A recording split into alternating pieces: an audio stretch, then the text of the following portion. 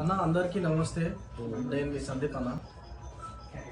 ఇవాళ తెలంగాణ రాష్ట్రంలో మనం చూసుకున్నట్లయితే మనం ఉన్నది ప్రస్తుతం ఇక్కడ బిర్జాదిగూడలో మనం ఉన్నాం.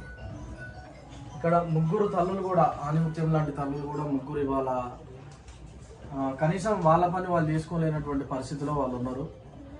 ఈ రాష్ట్ర ముఖ్యమంత్రి కానీ ఇక్కడ ఉన్నటువంటి కాన్స్టిట్యున్సీ ఎమ్మెల్యే కానీ కనీసం వీళ్ళని గుర్తించి మీతో ఎంత చేతనైతే అంతవరకు మీకు అయినంత సహాయం చేయాలని చెప్పి చిన్న మనవి అన్న.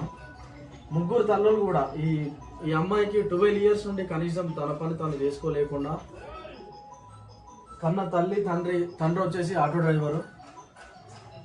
సో వీళ్ళకి గవర్నమెంట్ ఏ విధంగా సపోర్ట్ చేస్తుంది అన్నది కూడా మనం చూద్దాము. సో అందరూ రాసుకోవాల్సింది ఏంటంటే ఈయన పేరు మొర్రిగల్ల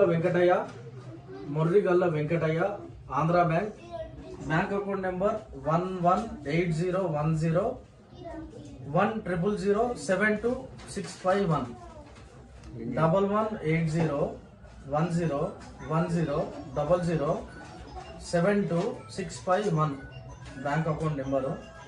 IFSC code ANDB 0001180. IFSC code ANDB 0001180.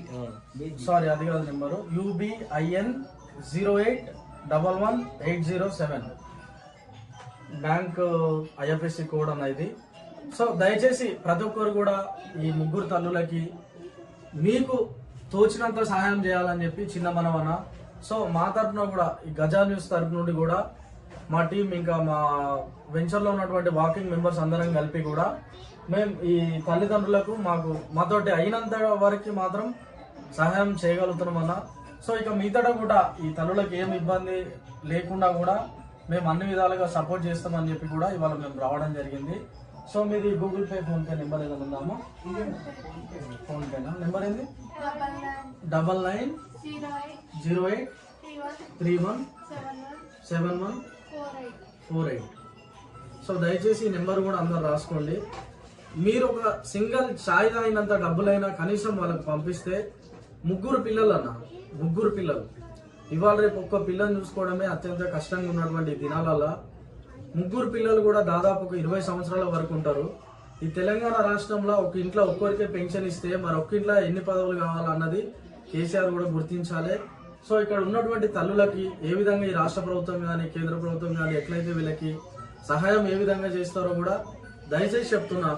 ఈ యొక్క రాష్ట్ర ప్రభుత్వానికి కేంద్ర ప్రభుత్వానికి ఇక్కడ ఉన్నటువంటి సమాజంలో ఉన్నటువంటి ప్రజలందరూ కూడా మీకు తోచినంత సహాయం చేయమని చెప్పి కోరుకుంటున్నామన్నా. Thank you. ఓకే అన్న.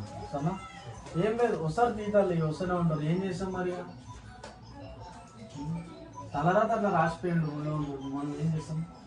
ఏం కాదమ్మా, వాళ్ళే ఏదో ఒక రోజు మంచిగా అవుతారు. ఇంత చదివేరు వాళ్ళకి ఏదో ఒక జాబ్, దేవుడు ఏదో ఒక దారి చూపిస్తారు. ఇది కూడా అయిందా అన్నది భగవంతుడితో ఇవ్వాలి.